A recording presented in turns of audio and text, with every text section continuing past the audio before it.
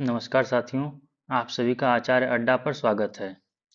तो आप लोगों का फर्स्ट सेमेस्टर का प्रथम प्रश्न पत्र जो कि बाल विकास था, इसका पेपर हो चुका है। तो आइए इसके ऑब्जेक्टिव क्वेश्चन के हल को देखते हैं। यह पेपर मुझे एक मेरा विद्यार्थी भेजा है। उसके पर्सनल डाटा को, अनुक्रमांक और नाम को मैं मिटा दिया हूँ। तो आइए मैं पहले प्रश्न की तरफ बढ़ता हूँ जो पेपर में आया है। पहला प्रश्न है कि मैकडूगल के अनुसार मूल प्रवृत्तियों की संख्या कितनी होती है। तो मैकडूगल के अनुसार मूल प्रवृत्तियों की संख्या कितनी होती है? 14। ये सही हो जाएगा। अगला क्वेश्चन है, बुद्धि के द्विखंड सिद्धांत का अंग है।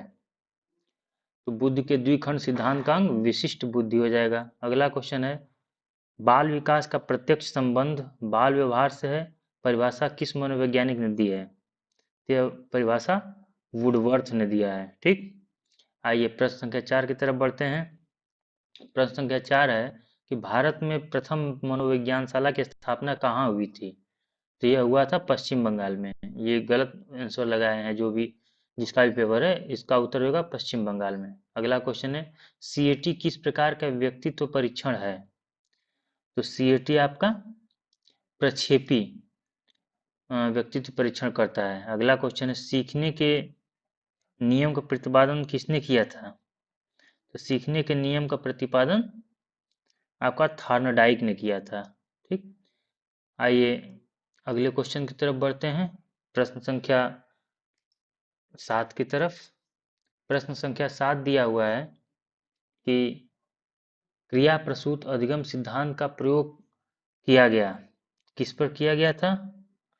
तो यह किया गया था आपके चूहे पर। ठीक, अगला क्वेश्चन है, समांतर माध्य का प्रतीक है। तो समांतर माध्य का प्रतीक, देखिए फोटो क्लियर नहीं आया है, ये पहला ऑप्शन हो जाएगा जो कि एक्स एक्स के ऊपर बार होता है, ये होता है समांतर माध्य का प्रतीक। अगला क्वेश्चन है, 130 आईक्यू वाला बालक कहलाता है। तो 130 आईक्यू वाला बालक आपका उत्कृष्ट कहलाता है। अगला क्वेश्चन है प्रश्न संख्या 10।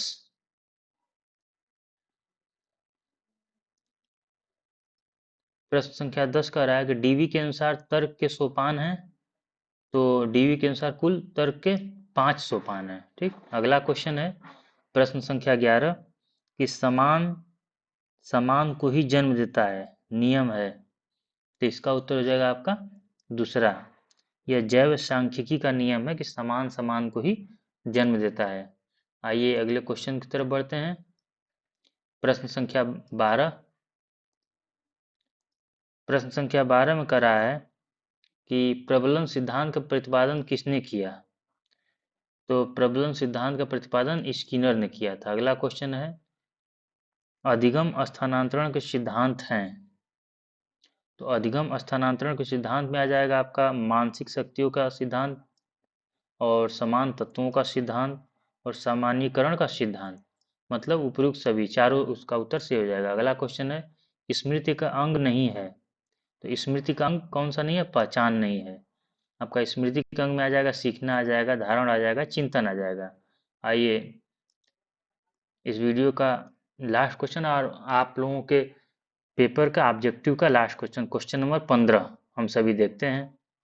क्वेश्चन 15 का रहा है, विभिन्न तथ्यों के बीच किसी एक ही तथ्य पर मन को एकाग्र किए रहना कहलाता है। इसका हो जाएगा आपका क्या लगाना? ध्यान लगाना। ठीक, तो इस वीडियो में यहीं तक। ये अगर आपको यह वीडियो पसंद आया हो तो आप इसे लाइक करिए, और कुछ भी डाउट हो उसे कमेंट करिए, तथा हमारे इस चैनल आचार्य अड्डा को सब्सक्राइब करिए, जिससे कि आपको आने वाले सभी पेपर के हल मिल सकें, तथा आगे आपके सेमेस्टर 2 और 4 का पेपर का सिलेबस इस चैनल पर आपको मिलेगा, पढ़ाया जाएगा। धन्यवाद।